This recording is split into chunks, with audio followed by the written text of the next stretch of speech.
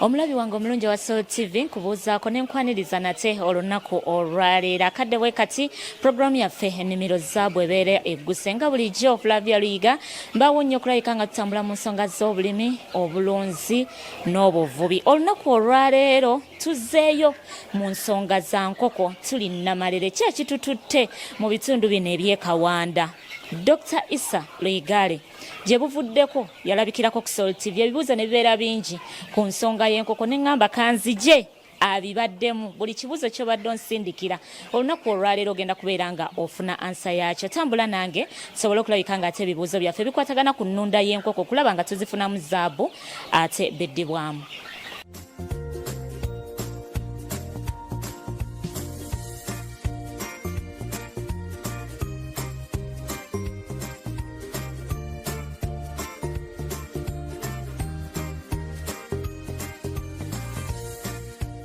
Mwami Issa, sense okulaba nate ku Soul TV. Nange ndi musanyufu okubanga mukomyewo. Mwebale kunjagala. Naye ate si mmwe munjagala. Abatulaba be batwagala. Leero ku guno omulundi be batukase ne tukomawo. Baba kubanga babadde bye tukolanga tebabyagala. Temwandikomyewo. Kambeebaza abatulaba. Mwebale kwagala Soul Media. Olw'ensonga nze bulijjo abantu mbagamba nti bw'oba onoonya okumanya genda ku Soul. Sikyogera lwakuba ndi naawe. Naye ye Soul Media oba kampani omuli FM ne TV by'osobola okulaba n'okuwuliriza n'abaana bo nga tolina kigenda kuyitako kyesittaza. Ekyo nsaba Mukama Katonda akibabalire. Amanya nze Luyigale Issa bakibinga. Abamu mumpita Luyiga naye nga ate oli ye Luyiga. Waliwo eyambuuza nti kati atotandise kuleeta baŋŋanda zo. Kati oli ye Flavia Luyiga. Nze Issa Luyigale. Nze nasala mugga. Ate ono waawano mukyala muganda. So twebaza Mukama Katonda okubanga akyatuyisizza mu Ebola. Mweyongere okunaaba mu ngalo n'okwekuuma. Kaneebaze Mukama buli lunaku nja kukyebaza nti yatuwa omusumba ayagaliza. Mulimu abalaba TV eno naye nga balina TV endala ze bakolako.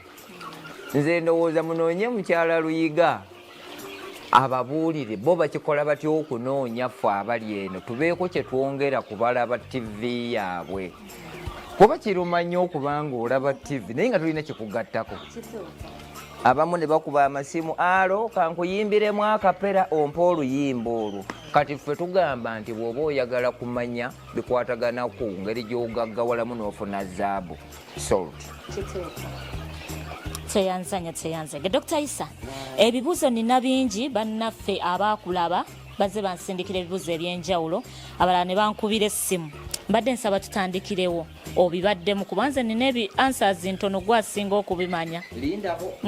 Nga tonambuuza bibuuzo. Kati gwatulaba tusigazayo weeks tugende mu Christmas. Ogenda kutunda ki? Tewali. Abamu tebalina. Kubanga gonga amazima enkoko zino ze mulaba. Zikulira emyezi egi? Ena.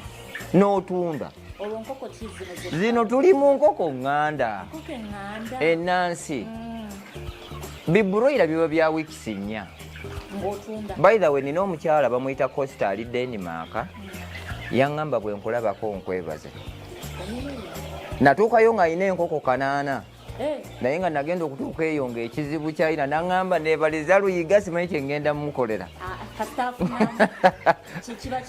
Era kati nawulidde nti zaateredde.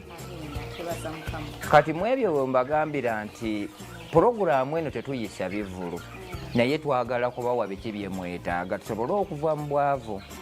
Kuba kati Christmas esembedde naye eriyo ali awo nga tamanyi kyagenda kulya eriyali awo tamanyi kyagenda kutunda, eriyali awo n'abaana bawumula Friday ne fees tezinnaba kuggwayo.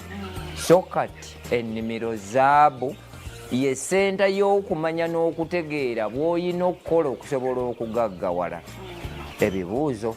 Kituufu ddala. Kantandike ne Ronald Muyingo asinzidde Mubende abuuza nti enkoko zange zifuluma kalimbwe mweru ate ayiika buyiisi namu oba zirina ekikyamu. Mubende si eri Ebola. Ayingidde ne mu nkoko. Muyingo kati kyenjagala tumanye kuba bangi mubuuza naye alina obusobozi obusindika message yeeyitamu kuba mmanyi eno TV erabirwa abantu abasuka obukadde 3. Bw'olaba kalimbwa omweru nga mugumu ogwo guba musujja gwe tuyita fall typhoid. Bw'olaba kalimbwa omweru nga w'amazzi obwo ate tubuyita fall cholera. Byanjawulo. Kolera ne mu nkoko mwa. Kola bwa kalimbwe oba ekiddukano kya kalimbwe omweru oyo tumuyita fall cholera. Naye bwefuluma omweru nga mugumu ogwo gwe musujja gwe tuyita fall typhoid.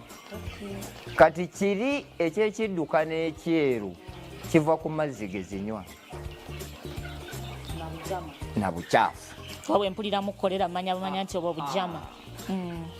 Kati bw'olaba enkoko eyo ng'eyowa buyiyi kola ekintu kimu, noonya omululuuza ofune ekigaji ofune ettaaba ofune galiki oteekemu kaamulali teekamu omunyango bifumbe byesere enkoko zo ziwe zinywe. Ojja kuba ojjanjabi notagala na ddagala zungu. Nze zino nzijjanjabisa lyaffe lye twekolera. Ekirungi Mubende waliyo eddagala eryo lyonna ebikolo gyebiri. Kati gwe atasobola kuligula kulikola nkubira ndikuguze. Ayya mwezi olabyemu endwadde. Okay, Dr. Issa.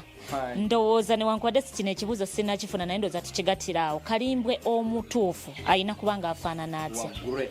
Waggre. Kalimbwe omutuufu alina kuba mugumu nga waggre. Naye bw'olaba alimu olwa kyooka nga mugumu ogwo musujja. Bw'olaba omugumu ng'alimu olwa black oyo coccidiosis. Bw'olaba alimu olwa yero ogwo musujja oguleetebwa fowlpox gwe twandiyise nga kawaali. Kati bw'olaba ekiddukano nga kya kiragala green oyo Newcastle yensotoka. Gy'olaba ng'enyoola omutwe bweti n'enyoola ensingo bweti oyo nsotoka. That's Newcastle. Ekituufu Newcastle taliyo ddagala zungu naye olw'okusaba kwa musumba waffe Bujingo eryo eddagala nalikola erimujjanjaba n'okumugema kuva mu midde egyo. Okay, waliwo n'abuuzizza nti kalimbwe owa kiragala aba mulamu. Bibiri. Kiragala nga alya ku muddo, kiragala nga mugumu ku bibiri ki. Kati gwatulaba bwe bafuluma kiragala nga mugumu kitegeeza oziwa ku greens. Naye bwafuluma kiragala nga w'amazzi oyo Newcastle. Noonya ekigaji onoonye obutanga ofune emmuluko teekamu omunyango teekamu ttaaba bifumbe oteekemu n'ekimyula. Ekimyula si kyo kyekimuli ekibeera ku ekyo ebibeera ku kkuba ebyo n'ekigaji n'ekigoogwa fumba kiina eddoozi nti gwe bw'oba ofumbye zitere buteezi mu mazzi zinywe. Mu lita 2 teekamu miruzi 4 nja kubujjanjabi for 4 days. Steera okuva embiriza abuuza nti baamugamba waliwo enkoko engumba bituufu? emyaka gye mmaze mu nkoko okuva mu 1996 ne mu kusoma sikisomangako. Ekireetera enkoko okuba nti engumba biba ebi. Ekisooka zirya mmere ki? Ozijjanjabisa ki? Teri nkoko ngumba okujjako nga mpanga. Kyo tekiriiyo, tebakulya ebinusu. Naye nga waliwo ezisobola obutakuwa baana oba amagi. Ng'ebiika bugigigi. Ebiika obugi nga butene. Nogiraba nga. Naye teriiyo nkoko nga nkazi nti tebiika. Either erwawo okubiika, ate oluusi ekisinga okuleeta ekizibu ekyo nti abamu bakikwatanga kikwate. Nti enkoko bw'eba ewezezza emyezi 4 tugiwe emmere ya leeyaazi. Naye nga buli lwokeera n'ogiwa emmere ya leeya nga tennatandika kubiika, ekizirimu abo abagula entabulire eddala kijja kwokya amagi zireme kubiika. Kati kyekizibu ekyo maama wange ow'embiriizi, naye nga tetulinaamu nkoko ndingumba. Mambule Vincent yabuuza nti enkoko zange nzirisiza buli kimu naye zigaanye okgejja, nzuukuka zifudde, buzibu ki? Nkoko kikaaki tayogedde. Kaakati twazze kubuuza na kuddamu. Tulina ebizibu 4 mu nkoko. Ekisooka olulyo gye tuyita breed. Nkoko z'olunda kikaaki, ne tuba ne we tuzijja soosi yaazo gy'ogula obuto. Ekyokusatu ennyumba eri etya. Ekyokuna oziriisa otya. Bw'onoogula enkoko zino kati nga zino eŋŋanda oba kuroira oba sasa oba rainbow kuba zitusobola ozeeyaluliza, ng'empanga ezirimu za luganda lwazo tezigejja bwe ziba tezifudde. Kiba kika kyazo buko. Era nga bw'onaalaba omuntu azadde mu mwenyino obwana butera okukonziba. So kati n'entabula y'emmere eno kikulu nnyo. Oziriisa otya? Oziwa bungi ki? Kati ekyo ojja tubuulira ng'otuzzeemu. Okay. Ndowooza Dokita oyongera okulambulula ku nsonga y'obuko kuba ebibuuzo bingi abasinga bakiwulira okyogerako naye tebakitegeera. Obuko buva ku ki era omuntu asobola bwewala atya mulonzi? Abatulaba kye tuyita inbreeding katukitwale nti ono ye hajati, tobeera naye ne tuzaala abaana nga tuzadde 2 muwala na mulenzi. Kati abaana bano ababiri omuwala n'omulenzi ne beezaalamu be baba bazadde bwe buko. Okuzaala mu muganda we oba empanga ate n'erinnyira maama waayo, oba empanga n'erinnyira muwala waayo. Obwana obuli wakati awo bwonna tubuyita buko, tebusussa mwezi gumu nga tebunnafa. Bwe buba tebufudde bukonziba bukonzibe ne bubeerawo nga buli stunted. Tuzaawula. Kati nga bwe mulaba ziri enkulu eri parenti be yazaala be bano. Kati zino bwe zinaaweza emyezi 3, lwaki tutudde wano nti tujja kugyamu empanga eziri muno tuziteeke wano wakati, zino zibeere enkazi zokka n'empanga zibeere zokka, naye tuzaawula nga za myezi 3. Bwe tuba tuzaawudde kati empanga ezigenda okgenda mu bukazi buno tulina kuzijja mu baaki endala etali ya zino taata waazo ne maama waazo. Awo twawulira obuko. Era ffe tubagamba nti enzimba y'ennyumba eno lwaki ate Mukama Katonda akolanga bw'ayagala nti mukomyewo mu bibuuzo byabwe omanye eno enzimba eno si ya bbeeyi by the way. Kitegeeza nti kolomu eno esooka bwe ziba nga zikuze zibeeremu zokka, then eno ey'okubiri zino bwe ziba zikuze ne zibiika amagi ze zizadde tuziteeka muno. Kati ate ne zino bwe ziba zikuze nazo bwe zibiika ne zaalula tuziteeka muli, tuleme kuddira bano be bazadde ate tubaleke omwo ate babeeremu ne bamaama ne bataata. awo eno ye separation y'okulwanyisa obuko inbreeding abatulaba obeera omwewaze. Ebisolo birina obuko, ebimera birina obuko. Bana abatulaba luyiga mu muyambe bw'olima kasooli n'omukungula bw'omuzaawo aloka n'afaanana ng'oli abaddewo. Ekyo bwe bukobo bwe twogerako. Mbadde manyi nti ebigimusa biba biwedde. Obwo bwose bwe bayita obuko.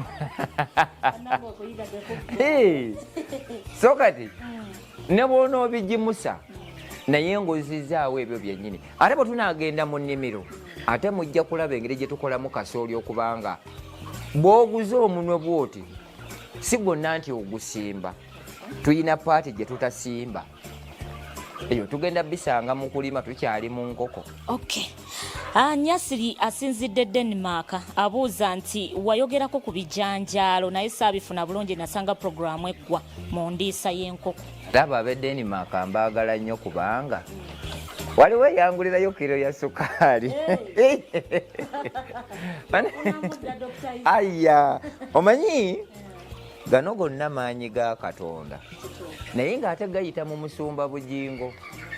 Kati nze omuntu ali e Denmark nze mbeera eno mu kyalo nampeereza akasukaali nali ndyawo nga kamesegi kazze yampeereza sukaali naŋŋamba nakulaba ku Salt TV nemugamba Mukama Katonda akikubalire ofune n'ekisinga awo ate naffe kino kankikugambe Luyiga abatulaba kiyinza obbanyiiza olw'ensonga nti ebintu ebyange always mulimu abamu be bakosa naye ng'amazima gasigala nga mazima. TV eno si ya gavumenti, it is a private company. Naye emirimu gino gye tukola gyandibadde gikolebwa bakozi ba gavumenti abasasulwa. Why? Nti kikwewuunyisa enkya ku Lwokubiri ne babanga operation license eweddeko amazima ga Katonda omulamu TV eno bagiggala. Naye ng'ate emirimu gyekola giyamba ggwanga lyonna. Omuntu alunda atya, omuntu ategeera atya endwadde, omuntu asobola kwejjanjabira atya. Wensabira abatulaba ebitongole nga bino mubikwasaganyizeeko kuba kakati nze omuntu okubanga avudde eri Lungujja najja ku bupikipiki ajja mu kyalo eno. Honestly speaking tulina okubeebaza ne bannannyini gitandikawo tubawe value tubakuwe credit kuba kinyuma nnyo omuntu okubanga mu nsi muno afuna okumanya mu ebyo byakola. Kati mpulira ssente za parish development model naye the question is bwe baba baagala kugaba bankoko be mugenda okuziwa balinamu knowledge ne skill ku nkoko. Kati wemunoonyeza Luyiga nti mutunoonyeza akasajja ako kasomese abantu enkoko ze bagenda okugaba zireme kubafaako. Yes, siringaasaba nti nnoonya mulimu sinoonya nedda. Nze bugingo yampa platform nemba nga mbeera wano nensomesa abantu Katonda byalimbuuza. Omulimu ogw'okulya ow'emyoyo ogwo katugulekere musumba bugingo. Kati ffe ogwaffe kuba kiwusa mu mindset zaabwe basobole okulunda bagaggawale bwongo bright tubanaaza bwongo mutandike okulunda bye mumanyi. Bwe tunaabagamba nti twagala kimu kya 10 teri kinyiizanga muntu kujja kusaba nga waliwo emirimu gya Katonda egyetaaga essente, masannyalaze, mazzi n'ebirala. Kati empewo ng'eno nti twagala ku ssente tusobole okutereeza emirimu gino atalina ajja kugendanga muyitire bw'agenda mu kiyigo tadda. Naye nga songa oba otunzeeyo ettule y'amagye emitwalo egi n'otunda empanga eri emitwalo egi ne banagamba nti twagala emitwalo 10 owaayo oyagala ne Katonda ate n'akuwa ekisinga awo. So we ngambira nti mukadde waffe bugingo Mukama akuwe kyosinga okwetaaga n'abantu bafunemu bagaggawale. Ate bwe tuvaako ekikwewuunyisa nti tugenda mu misingi kitegeeza nti byonna ffe bye tusomye essaawa ne bwe tuwongerako ebyamusumba nga ffe tugaggawadde. Ebijanjaalo tulina ebijanjaalo ebikeebi tulina bye tuyita jaka beans. Oyo yessimu ye gaba geeru ganene ge bayita ag'abasezi. Ne tuba ne labulabu ye mukuna yona alanda aba wa butolobojjo oba green. Kati ebimera ebibiri ebyo ye concentrate gye tugula ntwala 2 mu egyo naye ng'osimba kilo z'ebijanjaalo 2 n'ofuna ttani 5. So kati mukama wange ebijanjaalo biri ebikeebi mukuna ye labulabu mu luli olwewaffe. Jaka bean yessimu ye biri ebyaffe naye nga jaka bean kibala rawundi 3 bw'oba okisimbye kibala esooka ne bikalajjako ne kiddako ogwokubiri ne kiddako ogwokusatu. Kati tokirinda kubala gwakuna kikuulewo ate ozzeewo naye bw'oba okisimba olina kisimba mu fuuti 10 kikola ebintu 3 kigimusa mu ttaka mmere ya bisolo na nkoko ate eddagala mu bantu. Anywedde obutwa bw'okisekula n'okimuwa n'akinywa obutwa bwonna bufuluma. Yes. Ndowooza akadde kagenderedde Nyakato okuva Fort agamba nti enkoko ze 6 yasanze zikyusa ensingo. Obuzibu buva ku ki? Afune ekigaji agatemu taaba n'obutanga abikamule oba abifumbe. Buli nkoko bw'eba nkulu agiwe CCM emirundi egi oyo nsoto kajja kugenda. Ono abuuza nti nina ekirooto ekyokulunda enkoko nga nkomyewo e Uganda simanyi wagyali naye sitegedde tambulidde naye agambye ntandika naki kuba kyenjagala nga nkomyewo. Ekisooka mu byonna ennamba y'essimu ebaako naye nze kyembagambamu consultation bwonkubira Luyiga nkugamba sirina gwe nsaba 10 kuba eno TV sigisasulira. Kati gwe kyoba ombuuzizza kyonna kyenkusaba eki eya tayimuwo naye nti kumbuuza byombuuza it is free of charge kubanga kyetunoonya omuntu akole kyakola ng'akirinako okumanya. Kati bw'onooba okomyewo twetaaga ennyumba nga si kiyumba weetaaga capital n'okumanya bungi ki obw'enkoko bw'oyagala. Kati nze oli waddemba omuntu okumbuuza nti nina sente bweziti nina ennyumba oba sirina nnyumba mu sente ze nina zino zinkolera kinaki nga sikusabye wadde 10 saagala. Wano emirimu gye tukola tuli mu kuweereza Katonda.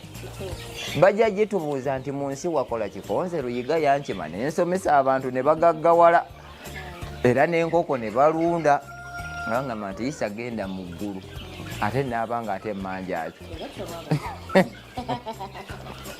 Ebibuuzo bingi Dr. Isa naye waliwo eyambuuzizza ekibuuzo nakiiseeko eno ng'onnyonnyola ng'abuuza nti musomese ku ddagala liri lye tulinnyamu ng'oyingira mu kiyumba. Noonya oluwoko onoonye ekimyula ofune ekigaji ne kaamulali bifumbe. Bw'oba omuntu agenda kuyingira mu faamu yalinnyemu ye disinfectant oba si ekyo gula ezzungu gula virukiru biosefu oba noroclins oteekemu meaning nti bw'oba oyina gy'ova n'olinnyamu eddagala liba likoze ekyo ekiba kyetaagisa. Somule that. Dr. Isa akadde kagenze sibula omulabi waffe omulungi wa Soul TV mu kigambo kimu 2. Neebaza Katonda okuba ng'akyatukuumye naye nga soluti ekyaliwo temukoowa kubuuza Luyiga. Ekirungi nti waagenda amanyiiwo tujja kuddamu ebibuuzo byonna bye mwetaaga naye mbagambamu ekintu kimu.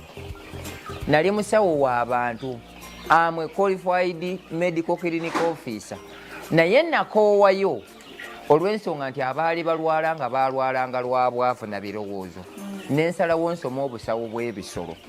Kati n'eddagala lyenkozesa ku nkoko zino zonna tulijja mu bimera era ffe tulyekolera. Sikozesa zzungu kuba n'ezzungu era liva mu bimera.